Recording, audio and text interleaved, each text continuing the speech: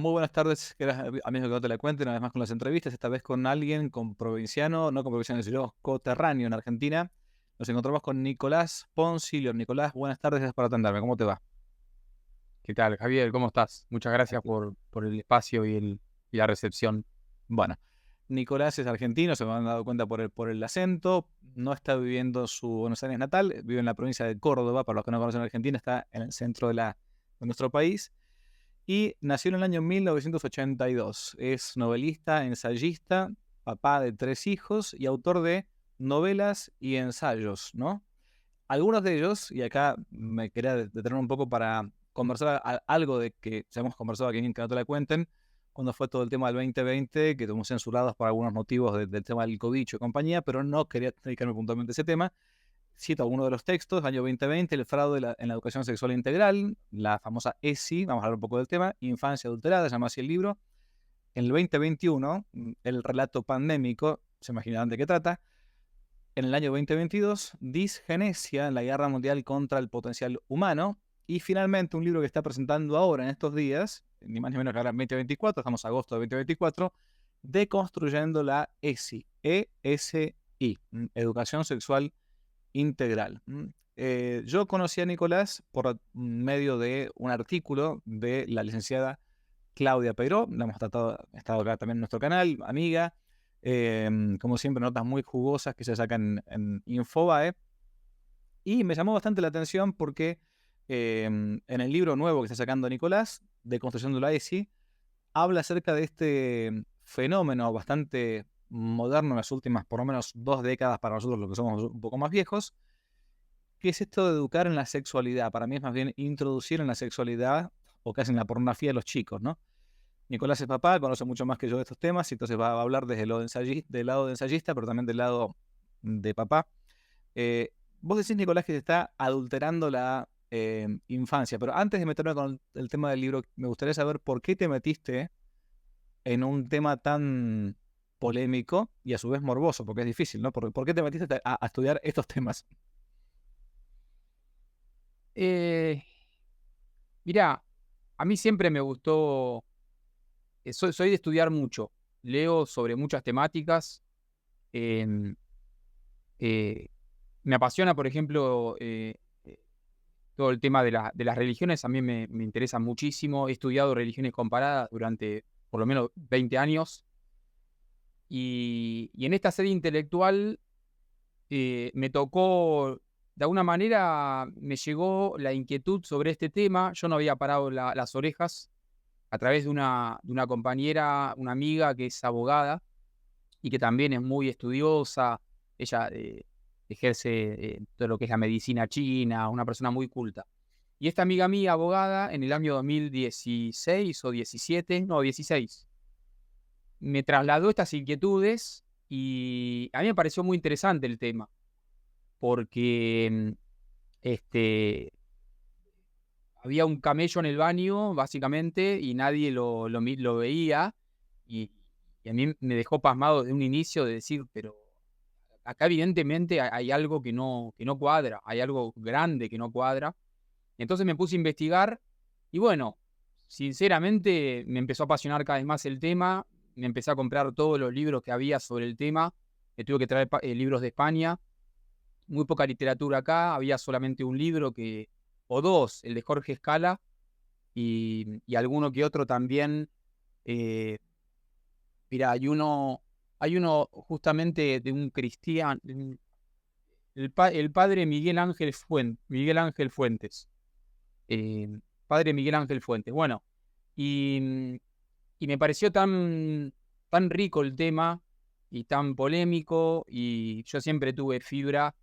Desde muy joven tuve la fibra de cuando veo que están pisoteando un derecho o están haciendo daño a alguien inocente, tengo como ese impulso por ayudar, por defender. Es algo que lo tuve siempre. Tengo un montón de anécdotas de cuando era chico.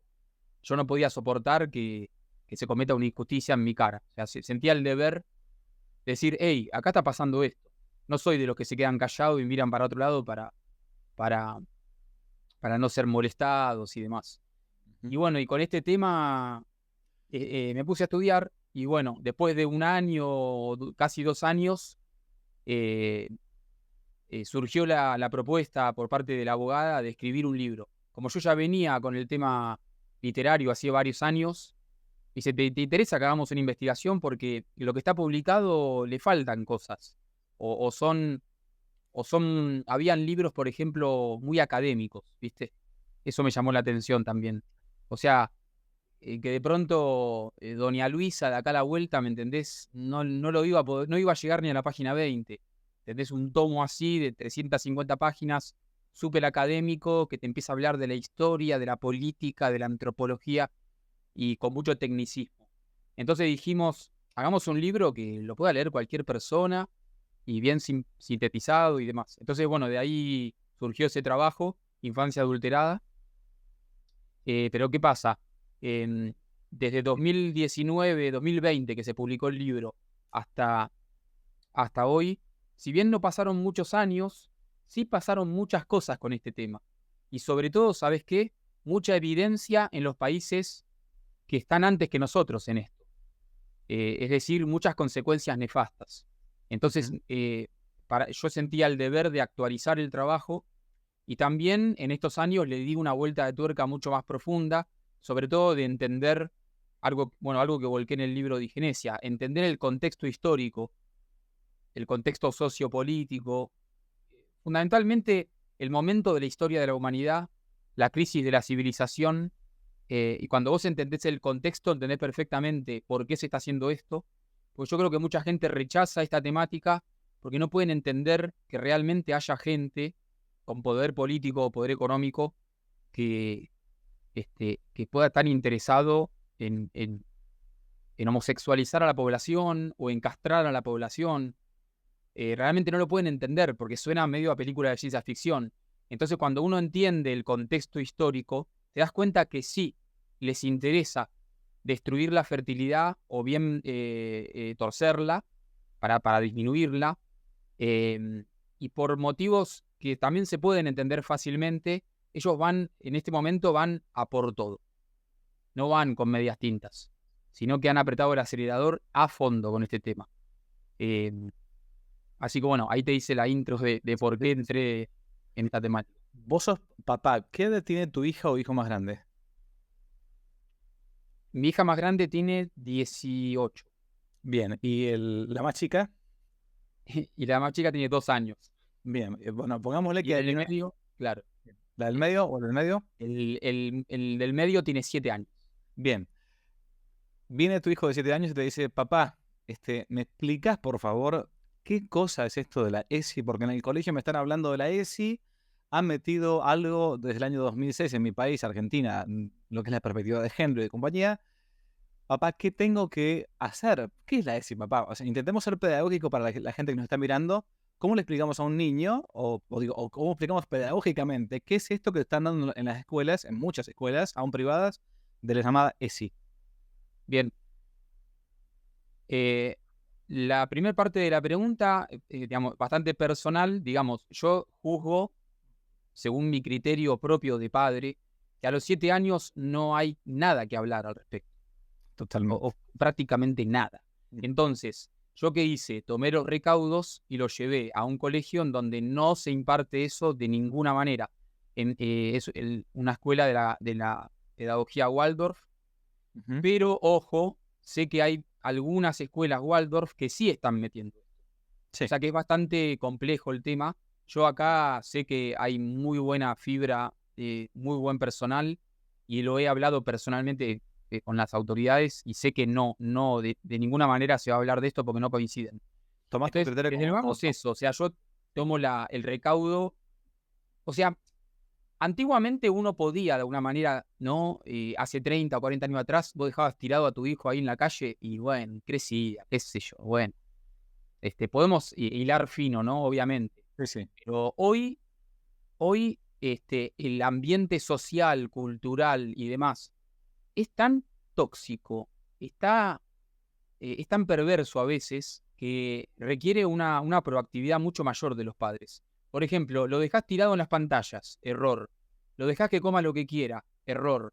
O sea, en la década del 80, si comías lo que querías, qué sé yo, ¿no? Era ensalada, pollo, bueno. Hoy hay tanta oferta, tanto marketing, tanto diseño persuasivo, tanta adicción, tanto mensaje falso, cruzado, intereses cruzados, que bueno, yo tomé las cartas al asunto con este tema y junto con mi esposa elegimos una institución donde sabemos que va a estar cuidado. Bien, Eh, pero bueno, si querés podemos responder, ¿no? En el caso de alguien que no está en mi situación. correcto. Bien. ¿O qué, eh, cómo le explicás a un papá que labura todo el día, que trabaja todo el día y no puede ponerse como vos a ver ensayos de España, de Argentina, donde fuere? Y bueno, ¿qué es la ESI? ¿Qué le está dando a mi hijo? bien. El tema de la ESI es muy confuso y a río revuelto ganancia de pescador. El gran tema es que se ha intentado digamos, la ley ESI, si uno la lee originalmente en Argentina, ¿no?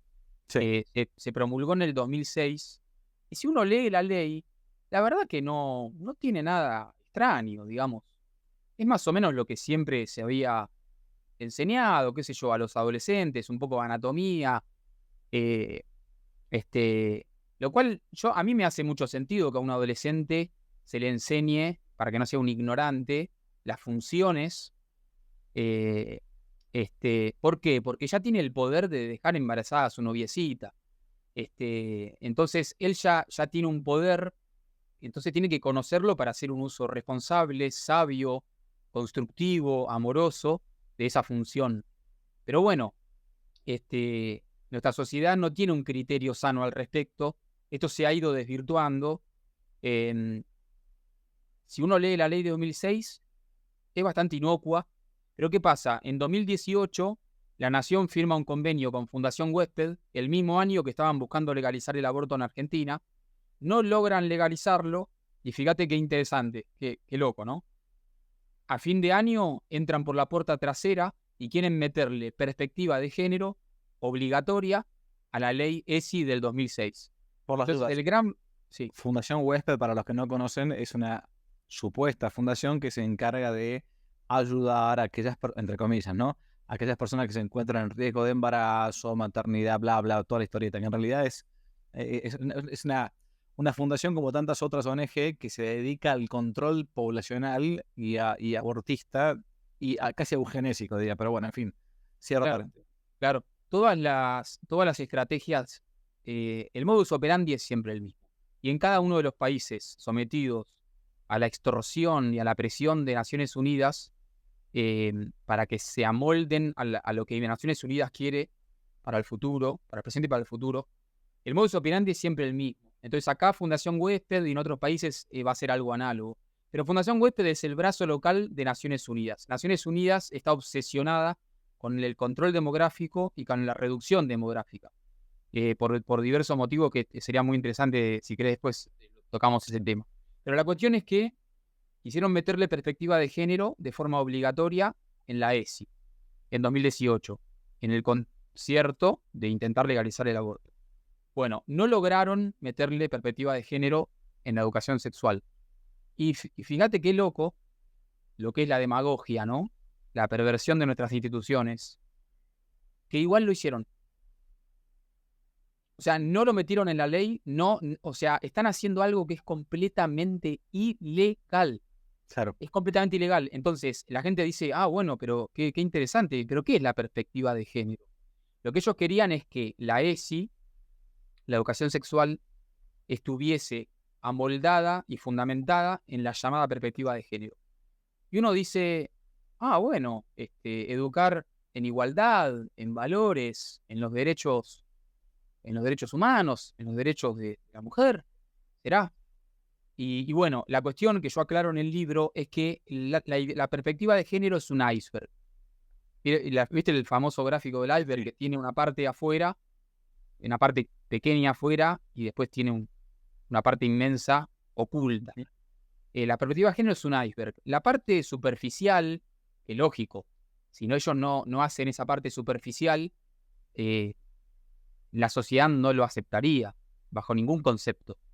Entonces ellos necesitan mostrártelo edulcorado, disfrazado, para que la gente lo compre. Entonces, primero, durante muchos años nos han convencido como sociedad a que la perspectiva de género tiene que ver con crear un mundo mejor. Un mundo en donde no se ultrajan y no se avasallan los derechos de la mujer, en donde hay igualdad, respeto. Es un mundo que cualquier persona a priori podría decir, che, qué buena propuesta, qué copado, ¿no? Un mundo mejor. Bueno, la cuestión es que la perspectiva de género, en realidad, tiene dos definiciones. Una que es la superficial y otra es la profunda. Y entonces, cuando vos ya aceptaste la perspectiva de género, porque te pensaste que era su definición superficial y maravillosa, resulta que también incluía la definición profunda. Y ahí ya es tarde para darse cuenta, porque ahí ya avanzaron muchísimo en las leyes, en las instituciones, en la educación. Entonces, ¿cuál es la definición profunda de la perspectiva de género? La perspectiva de género postula que no existe el sexo binario, que no existe el varón y la mujer, los genes XX y XY. No, eso no existe. Dicen que eso es 100% un constructo cultural y que acá no hay nada de biología, nada de genética, ni nada de nada. Es un invento creado en el fondo de los tiempos. Ah, pero entonces, ¿qué es la sexualidad? Ellos te dicen, la sexualidad no es varón o mujer.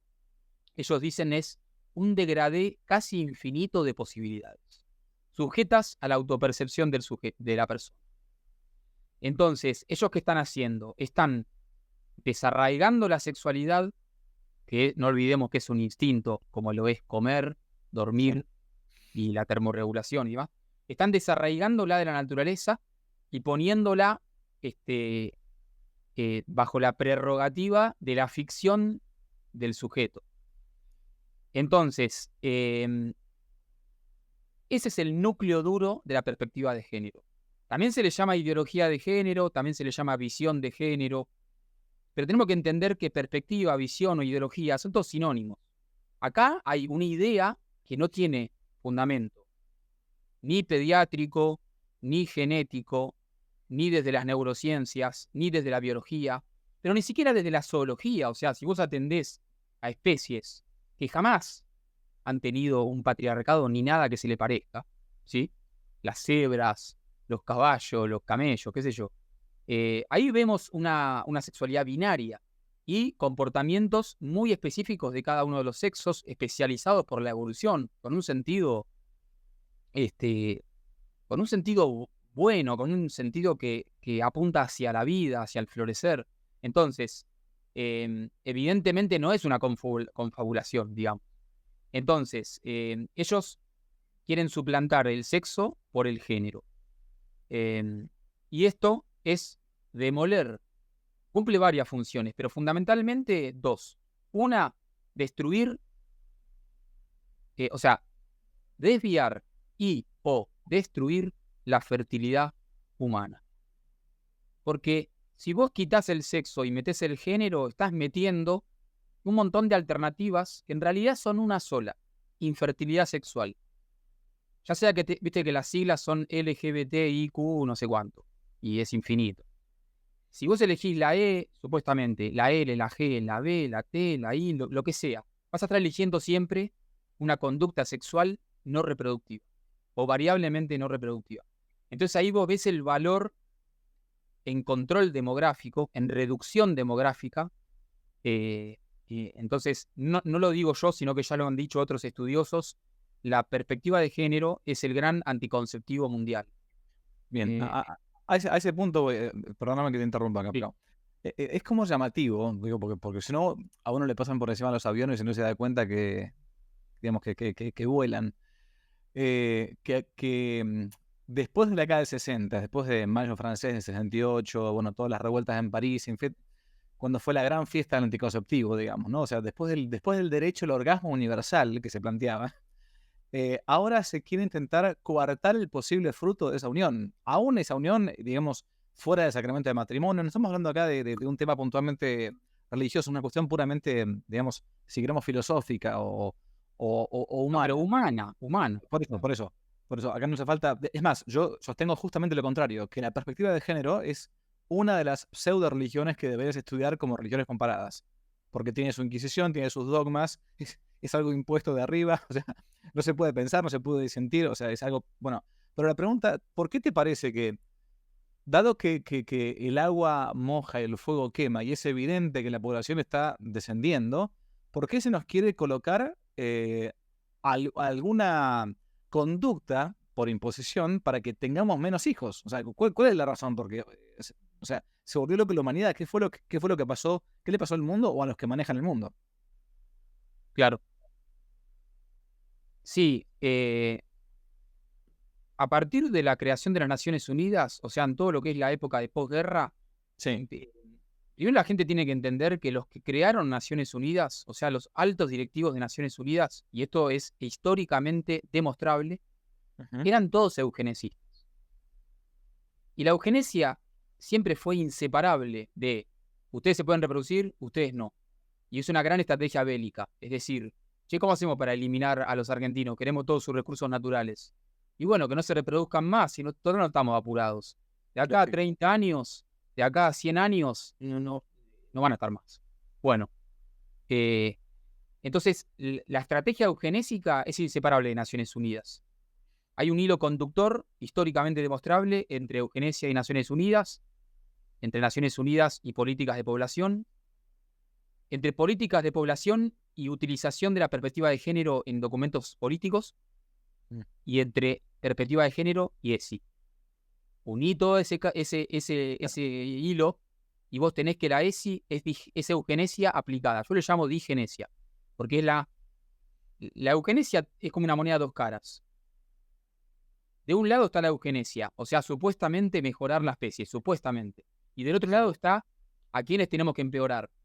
Claro. La eugenesia es inseparable de la digenesia. O sea, a esto lo mejoramos y a esto lo destruimos, los castramos, los estupidizamos, los empeoramos. O sea, es inseparable, siempre fue inseparable, siempre. En el nazismo, históricamente siempre fue inseparable. Entonces, como Naciones Unidas empieza a tener una injerencia enorme sobre las políticas que toman los países sometidos a Naciones Unidas, porque no es otra cosa más que sometimiento, extorsión, se los obliga a un antinatalismo radical. O sea, yo estoy seguro, y esto sí ya para mí es una hipótesis, me gustaría que alguien me ayude a demostrarla porque tengo la corazonada de que es cierto. Para mí, nuestros gobernantes deben tener cupos de natalidad. Sinceramente te lo digo, ¿eh? Por eso tienen que salir a como dé y como sea a meter guita por todos lados para bajar las tasas de natalidad. Con la perspectiva de género en menores, la natalidad baja tremendamente. Y esto ya se demostró en Suecia, en Noruega, en Canadá, en Francia. O sea, es muy eficaz. Los pibes no se reproducen, se castran, no forman familia, se alejan, el varón se aleja de la mujer se aleja del varón, por lo tanto no hay más bebés. Entonces baja la natalidad. Entonces el antinatalismo pasó a ser una imposición. ¿Por qué? Porque con la llegada de lo que se conoce como cuarta revolución industrial, que este es un tema que a mí me apasiona porque hace a lo tremendo de la época que estamos viviendo, la gran revolución. El mundo va a cambiar para siempre, no va a volver a ser el mismo. ¿Por qué? Porque como todas las revoluciones industriales, vos fíjate, segunda revolución industrial, de repente apareció la electricidad. Fíjate que lo que debe haber cambiado todo. Y también el trabajo, la organización social, el entendimiento de lo que es la familia, el número de hijos que se pretende, todo. Bueno, con la cuarta revolución industrial están entrando en escena al mismo tiempo una cantidad de tecnologías tremendas, al mismo tiempo. Te menciono algunas: inteligencia artificial, robótica, domótica, nanotecnología, ingeniería climática, geoingeniería, todo eso al mismo tiempo. Entonces, lo que ya se sabe, y esto ya se ha hablado en muchas consultoras, como McKinsey, la consultora McKinsey, han hecho muchos informes de que antiguamente los grandes poderes políticos y económicos, o sea, los reyes del mundo, de alguna manera incentivaban el pronatalismo porque necesitaban fundamentalmente mano de obra y soldados. Entonces, en estos tiempos modernos, sobre todo con la llegada de la cuarta revolución industrial, de pronto, por primera vez en la historia de la humanidad, Y cada vez más, ¿eh? O sea, de acá en adelante va a ser cada vez más. No necesitan los humanos como fuerza laboral. En China ya está en marcha un plan que se llama Made in China 2025, que persigue el objetivo de reemplazar a todos los trabajadores de las fábricas por robótica. Entonces, la gran pregunta es, ¿qué van a hacer con esa gente?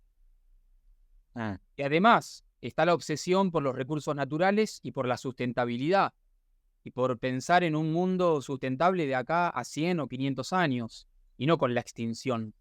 Se sabe que eso es un gran problema también. Entonces, el ser humano, que ya no es necesitado como esclavo, perdón la palabra, como esclavo, Sí. mano de obra, soldado. Las guerras están siendo comandadas por drones, inteligencia artificial, robótica, no necesitan más gente. Entonces, ¿qué hacen con esa gente? La respuesta es, ya se la están sacando de encima. Ya están aplicando un antilatalismo de corte radical que no puede ser, digamos, es como la nueva imposición. O sea que vos sostenés que la gente que tiene o padece atracción por el mismo sexo, o sea, los homosexuales o lesbianas, la gente que está desde chiquitito hormonizando a sus hijos, son en realidad idiotas útiles de todo este movimiento de perspectiva de género que está manejado por un grupo de personas que quieren bajar la natalidad. Exactamente, eso es lo que a mí más me enerva, Sí, es que la minoría LGBT, sí. mirá, yo estuve revisando las estadísticas de este año, Ujú, perdón, del año pasado, porque ya para diciembre yo ya las tenía. Yo estuve revisando ujú. las estadísticas al 2023 y las publiqué en este libro nuevo. Sí. O sea, ¿entendés que sigue siendo depende del país, va entre el 1 y el 4% de la población? O sea, incluso en los países súper liberales, como Noruega, Suecia, Canadá, sigue siendo increíblemente baja. O sea, que están magnificando algo que en realidad no existe. Hay un país en donde está muy exacerbado este fenómeno, que es Brasil, por ejemplo, en donde pasmosamente asciende, si mal no recuerdo, a un 7%. Pero fíjate que igual estás hablando de un 7% contra un 93%. O sea, el 93%, en el peor de los casos, por ciento de la población, son heterosexuales. El hombre gusta a la mujer gusta al hombre, fin. Entonces vos fijate que esto es propaganda. Entonces a mí lo que más me enerva, te decía, es que están usando a esa gente también, ¿me entendés? A esas personas LGBT, más allá de que sufran por su condición o no, el Sí, sí, hecho es sí. que las están usando. Las están usando para llevar a cabo una agenda que en realidad está buscando sacárselos de encima, a ellos y a todos nosotros.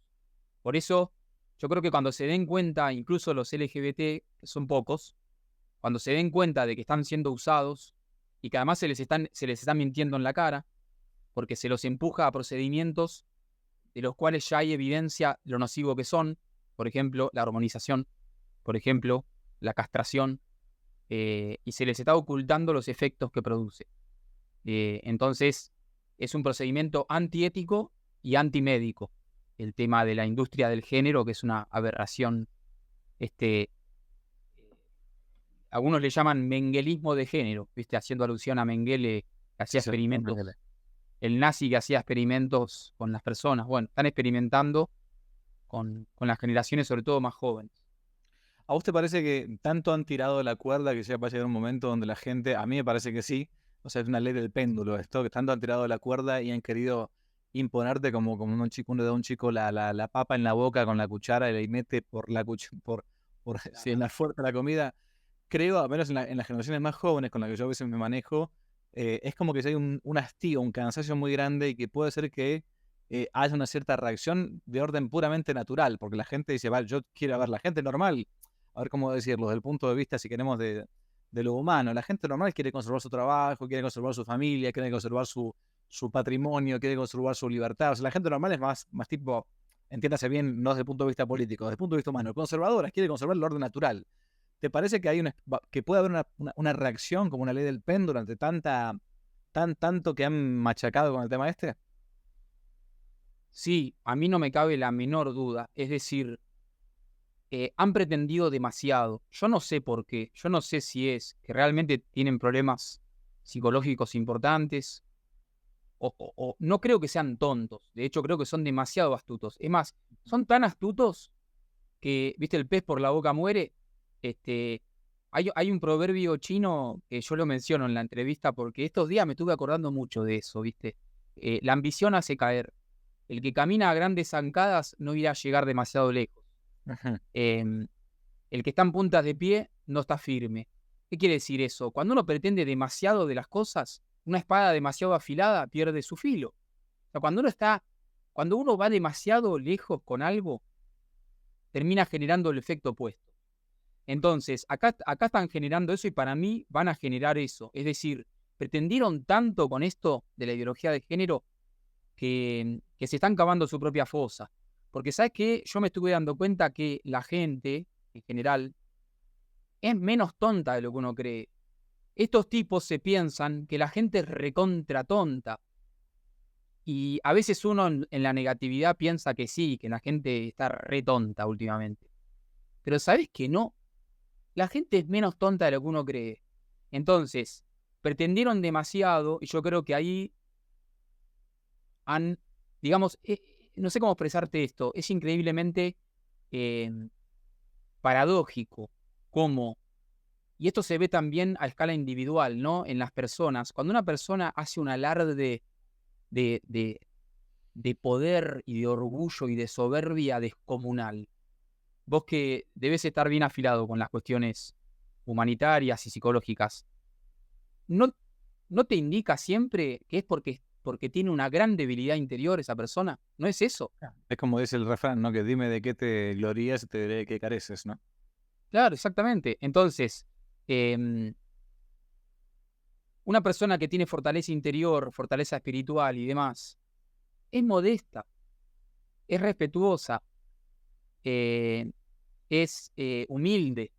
Entonces, esta gente es exactamente lo contrario. Y vos fijate cómo están mostrando con este alarde de poder sin precedentes, porque esto no lo habían hecho nunca en la historia, están mostrando su gran debilidad. Y yo creo que van a terminar muriendo por esa debilidad. O sea, se van a derrumbar por su propio peso.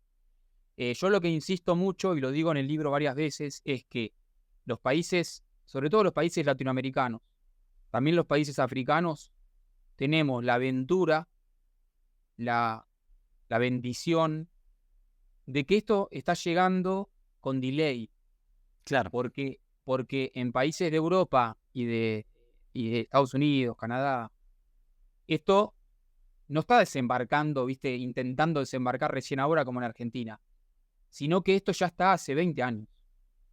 Entonces, nosotros podemos aprovechar las tristes consecuencias que ellos están cosechando con sus generaciones destruidas, con su borrado biológico, aprender para no repetir los errores acá. Es como que estamos a tiempo para aprender, ¿viste? Cuando uno ve, no sé, un amigo que cometió un error, ¿no? Y uno puede aprender del error del amigo en vez de uno Claro. cometerlo también.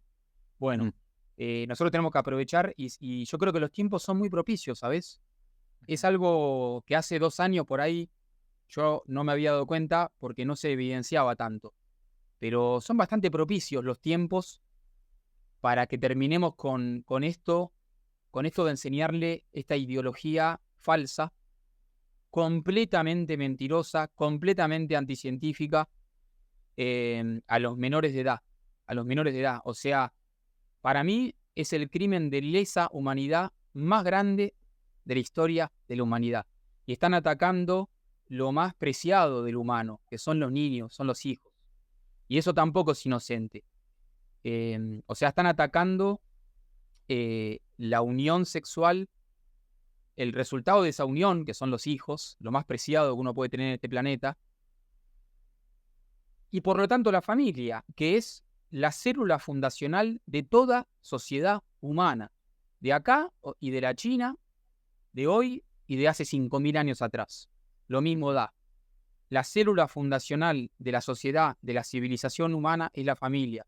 Ellos están atacando eso y no es inocente. Mm. están haciendo, digamos, es un momento de coyuntura mundial con esto de la cuarta revolución industrial.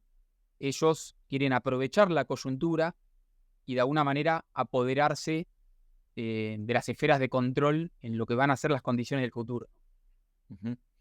Bueno, esto ha sido entonces conversando con Nicolás Ponsiglione. Por las dudas, acaba de publicar, lo digo de vuelta, lo dije al principio, su cuarto libro en cuanto a ensayo, digo, Deconstruyendo la ESI, Educación Sexual Integral, por las dudas, año 2024. Lo está presentando en estos días en Buenos Aires, aquí en esta provincia de Buenos Aires, Argentina. Voy a dejar en la descripción del video, Nicolás, para cuando me mandes después, seguiremos la dirección y los horarios para que si alguno quiere ir a la presentación, ¿no? Dale, sí, y hay que recalcar que es libre y gratuita. Yo doy una conferencia de 1 hora y media más o menos, libre y gratuita para todo el mundo que quiera conocer. Y obviamente ahí van a tener a disposición mis libros para el que quiera adquirirlos y demás. Pero el evento es libre y gratuito. Fenomenal. Nicolás, muchas gracias. Dios te bendiga. Muchas gracias por tu tiempo. Gracias a vos. Adiós. Hasta la próxima. Chao. Si les gustó el video, aparte de suscribirse, activar la campanita y comentar, en la descripción de este video se van a encontrar con el link de la plataforma Patreon, un modo concreto de apoyar este apostolado que intenta hacer una contrarrevolución cultural y espiritual. Dios les bendiga y que no te la cuenten.